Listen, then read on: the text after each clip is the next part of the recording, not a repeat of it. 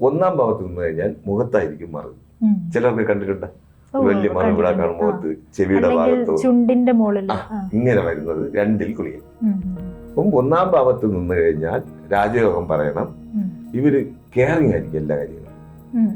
അതായത് നിരീക്ഷണ ക്യാമറ എന്ന് വേണമെങ്കിലും പറയാം, ഈ കാക്കയെ പോലെ. രണ്ടാം ഭാവം വന്നു കഴിഞ്ഞാൽ നാവിൽ ഗുളികൻ. ചോദിച്ചില്ല നേരത്തെ, ഇവരെടുത്ത് വളരെ നോക്കി വേണം സംസാരിക്കാൻ.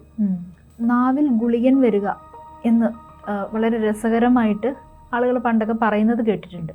അങ്ങനെ അതെ, അങ്ങനെ നോക്കുമ്പം ഈ ഗുളികൻ കുറച്ച് പ്രശ്നക്കാരനാണെന്നാണ് എല്ലാവരുടെയും ഒരു തോന്നല്.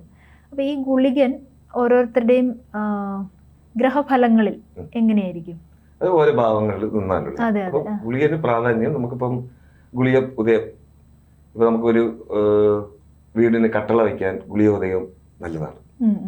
ഗുളിക കാലത്ത് ചെയ്യുന്ന ആഭരണം ധരിക്കുന്നത്, അത് ദിവസം ഉള്ള ഗുളിക ഉദയം ഉണ്ട്. ആഭരണം ധരിക്കുന്നത്, പുതിയ വാഹനം വാങ്ങിക്കുക, അത് ശുഭകാര്യത്തിനൊക്കെ നമ്മൾ ഗുളിക സമയം ചെയ്തു കഴിഞ്ഞാൽ അത് ഇരട്ടിക്കും എന്നാണ് പറയുന്നത്. എന്നാൽ ഗ്രഹനിലയിൽ അങ്ങനെയല്ല. ഓരോ ഭാവത്തിൽ നിന്ന് കഴിഞ്ഞാൽ, അപ്പൊ ഇതിലൊരു പ്രത്യേകത, ശനിപുത്രനാണ് ഗുളികൻ. അപ്പൊ രാമായണത്തിലൊരു കഥയുമായിട്ട് ബന്ധപ്പെട്ട് കിടക്കുകയാണ്. അതായത് മേഘനാഥൻ ആരാണ്? അതായത് രാവണന്റെ പുത്രൻ ഇന്ദ്രജിത്ത് എന്ന് പറയും. ജനന സമയം രാവണൻ ആജ്ഞാപിക്കുകയാണ് എല്ലാ ഗ്രഹങ്ങളും എടുത്തു ഉച്ചാവസ്ഥയിൽ നിൽക്കാൻ. എന്നുവെച്ചാൽ മോൻ ജനിക്കാൻ പോകുന്നു. അപ്പം അന്ന് യുദ്ധം ചെയ്ത് ദേവേന്ദ്രനൊക്കെ തോൽപ്പിച്ചു. അങ്ങനെ ബലവാനായിട്ട് നിൽക്കുന്ന സമയം ഓരോ ഗ്രഹങ്ങളെ ആജ്ഞാപിക്കുകയാണ്, ഇന്ന് എന്റെ സ്ഥലത്ത് നിൽക്കുക, എനിക്ക് പുത്രൻ ജനിക്കാൻ പോകുന്നു. അപ്പൊ ശനി ന്യായാധിപനാണ്, ശനിയുടെ ഒരു പ്രത്യേകത. അപ്പൊ ശനി എന്ത് ചെയ്യും? ജനന സമയത്തിന് ഒരു 10 മിനിറ്റിന് മുന്നേ തന്റെ ശരീരത്തിലുള്ള അഴുക്കെല്ലാം ഉരുട്ടി ഗുളിക രൂപത്തിലാക്കും. എന്നിട്ട് മേഘനാഥൻ ജനിക്കുന്ന സമയം ഉച്ചാവസ്ഥയിൽ 6-ാം ഭാവത്തിൽ നിൽക്കുന്ന ശനി 12-ാം ഭാവത്തിൽ ഗുളികനെ ഇട്ട് കൊടുക്കും. എന്നിട്ട് ദൃഷ്ടി ചെയ്യും, ആയുസിന് ഭംഗം വരുത്തും. ശനിയല്ല അയൽക്കാരകൻ. അപ്പൊ ഗുളിയന്റെ ഒരു നോട്ടവും കൂടെ വരുമ്പോൾ ആയുർ ഭംഗമായി. അപ്പം ഇന്ദ്രജിത്തിന്റെ ഒരു യുദ്ധത്തിൽ മരണം സംഭവിക്കുകയാണ്. ശനിയുടെ പുത്രനാണ്, സൂര്യപുത്രനാണ് ശനീശ്വരൻ, ശനിയുടെ പുത്രനാണ് ഗുളിയൻ. അപ്പം ഓരോ ലഗ്നത്തിനും ഓരോ രാശിയിൽ നിന്നാലുള്ള ഫലം. അപ്പൊ ഇതിൽ മറുക് വരും. ഗുളിയനെ വെച്ചിട്ടാണ് നമ്മൾ മറുക് പറയുന്നത്. ഒരാളുടെ മറുക് പറയാം, നമ്മുടെ ശരീരത്തുള്ള മറുക്. ഗുളിയൻ ഇന്ന ഭാവത്ത് നിന്ന് കഴിഞ്ഞാൽ അത് ശരീരത്തിൽ വരുന്ന മറുകിന്റെ അടയാളം. ഇപ്പം ലഗ്നത്തിൽ നിന്ന് കഴിഞ്ഞാൽ, ഗുളിയൻ ലഗ്നത്തിൽ നിന്ന് കഴിഞ്ഞാൽ രാജയോഗം പറയണം.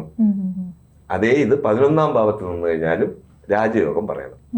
അത് ലഗ്നാലോ ചന്ദ്രാലോ, അതായത് ലഗ്നാലോ ചന്ദ്രാലോ, ചന്ദ്ര ലഗ്നത്തിൽ നിന്നാലും ചന്ദ്രന്റെ 11-ാം ഭാവത്തിൽ നിന്നാലും, ലഗ്നത്തിൽ നിന്നാലും ലഗ്നത്തിന്റെ 11-ാം ഭാവത്തിൽ ഗുളിക നിന്നാലും രാജയോഗം പറയണം. ഇവർക്ക് 1-ാം ഭാവത്തിൽ നിന്ന് കഴിഞ്ഞാൽ മുഖത്തായിരിക്കും മറുക്. ചിലർക്ക് കണ്ടിട്ടുണ്ട് വലിയ മറു ഇവിടെ കാണും മുഖത്ത്, ചെവിയുടെ ഭാഗത്തോ ചുണ്ടിന്റെ മുകളിൽ ഇങ്ങനെ വരുന്നത് രണ്ടിൽ ഗുളികൻ. രാശിയിലും വരും, രണ്ടിലും വരും. അപ്പൊ രാശി എന്ന് ഉദ്ദേശിക്കുന്നത് ലഗ്നം. ലഗ്നം എന്ന് പറയുന്നത് നെറ്റി, കവൾ ഭാഗം. 2-ാം ഭാവം എന്ന് പറയുന്നത് കഴുത്ത്, ഈ ഭാഗം. 3 എന്ന് പറയുന്നത് ഈ കൈയിന്റെ അവിടെയൊക്കെ, ചിലർക്ക് കൈയിന്റെ ഇവിടെ ഈ ഭാഗം മറുക് വരും. അപ്പം 1-ാം ഭാവത്ത് നിന്ന് കഴിഞ്ഞാൽ രാജയോഗം പറയണം.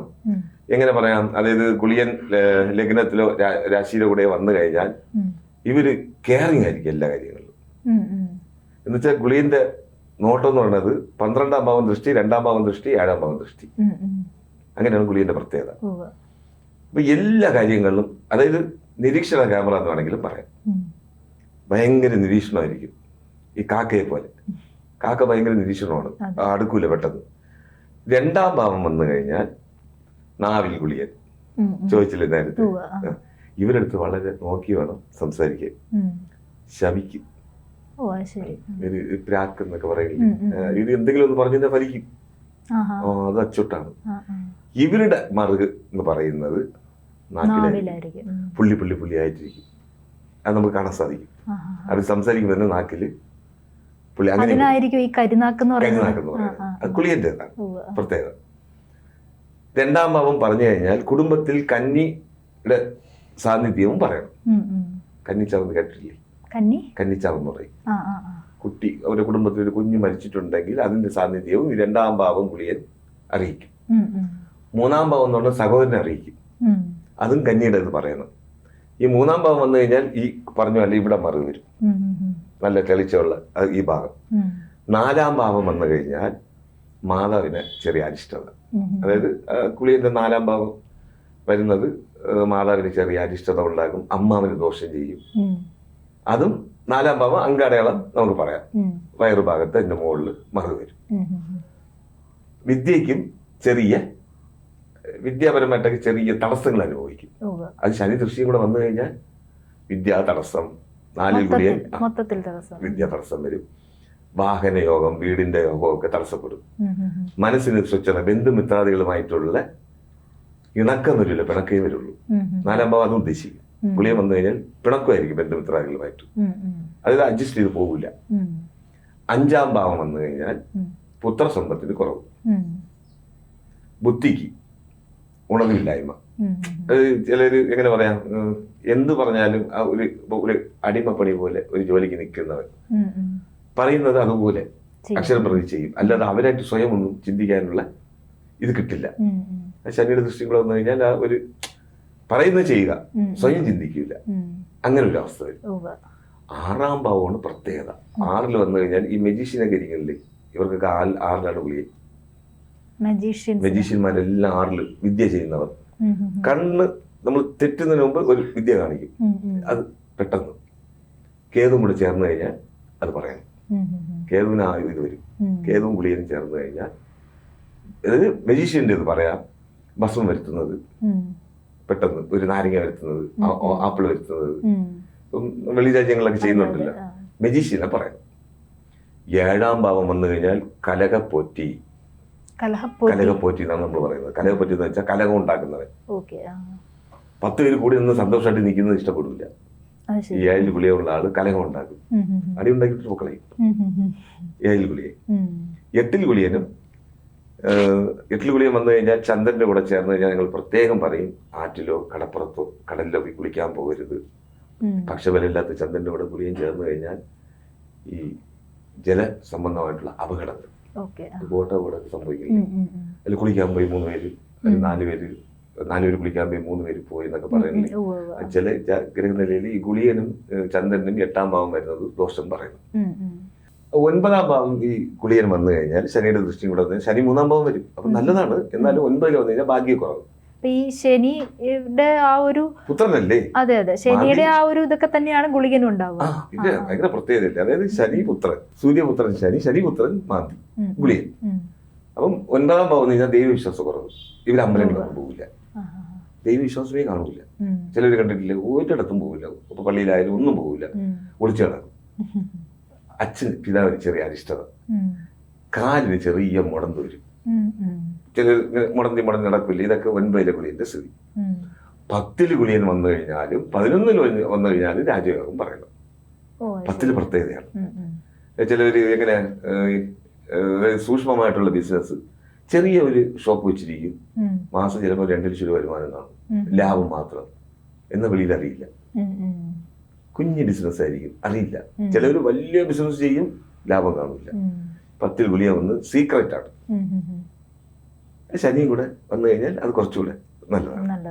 11 രാജയോഗം. 12 വിരയം. വിരയം എന്ന് പറഞ്ഞാൽ നഷ്ടം. ഇപ്പം എന്തെങ്കിലും കൈമോശം വരുന്നത്, ഇവർ എന്തെങ്കിലും ഇൻവെസ്റ്റ്മെന്റ് ചെയ്യും ബുദ്ധിയില്ലാതെ ചെയ്തിട്ട്, അത് ഇപ്പം ഒരു വർഷത്തിൽ 5000 കൊടുത്തു കഴിഞ്ഞാൽ നമുക്ക് 20,000 തിരിച്ചു കിട്ടും. ഇങ്ങനെയൊക്കെ വാഗ്ദാനങ്ങൾ കൊടുക്കണ്ടേ, അതിലേക്ക് കൊണ്ട് പൈസ ഇട്ട് കളയും.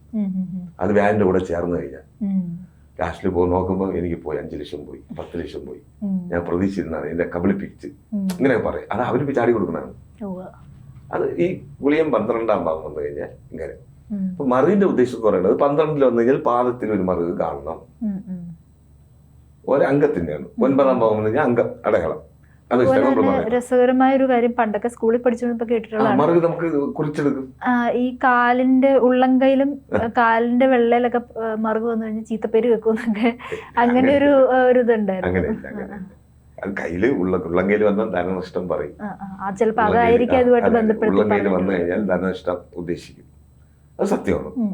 അപ്പം ഈ ഗുളിയന്റെ ഒരു പ്രത്യേകത ശനിപുത്രൻ. അപ്പൊ ഈ നിൽക്കുന്ന ഭാവം നേരെ ഓപ്പോസിറ്റ്. 2-ാം ഭാവം 12-ാം ഭാവം ദൃഷ്ടി വരുമ്പോൾ അതിനൊരു കുറവ് സംഭവിക്കും. എന്നാൽ ലഗ്നത്തിൽ രാജയോഗം, 11-ൽ രാജയോഗം, 10-ൽ രാജയോഗം, ബാക്കിയുള്ള സ്ഥാനങ്ങളാണ് മോശ സ്ഥാനം എന്ന് പറയുന്നത്. 6-ാം ഭാവം സൂക്ഷ്മ വിദ്യ, അതായത് ഇപ്പം ഞാൻ പറഞ്ഞില്ലേ മജീഷ്യനെ പോലെ ഉള്ളവർക്ക് ഈ 6-ൽ കേതുവും ഗുളിയനും വരും. അത് ഭയങ്കര പ്രത്യേകതയാണ്. അപ്പം ഈ 12-ാം ഭാവം വിരയസ്ഥാനം. വിരയസ്ഥാനം എന്ന് പറയുന്നത് ധനനഷ്ടമാണ് ഉദ്ദേശിക്കുന്നത്. അത് വ്യാഴന്റെ കൂടെ ചേർന്ന് കഴിഞ്ഞാൽ കൊണ്ടുവന്ന് എവിടെയെങ്കിലും ഇൻവെസ്റ്റ്മെന്റ് ചെയ്ത് ആ കാശ് അങ്ങ് പോകും. അത്രയേ ഉള്ളൂ ഗുളിയന്റെ ഈ 12 ഭാഗങ്ങളുള്ള സ്ഥിതി. നന്ദി സർ.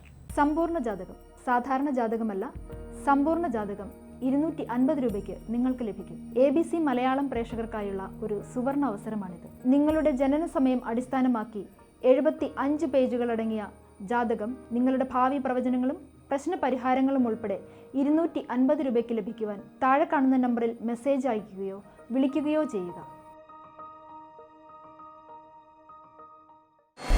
ജ്യോതിഷവുമായി ബന്ധപ്പെട്ട എല്ലാ വിശേഷങ്ങളും നിങ്ങളിലേക്കെത്താൻ ABC ജ്യോതിഷം സബ്സ്ക്രൈബ് ചെയ്യുക.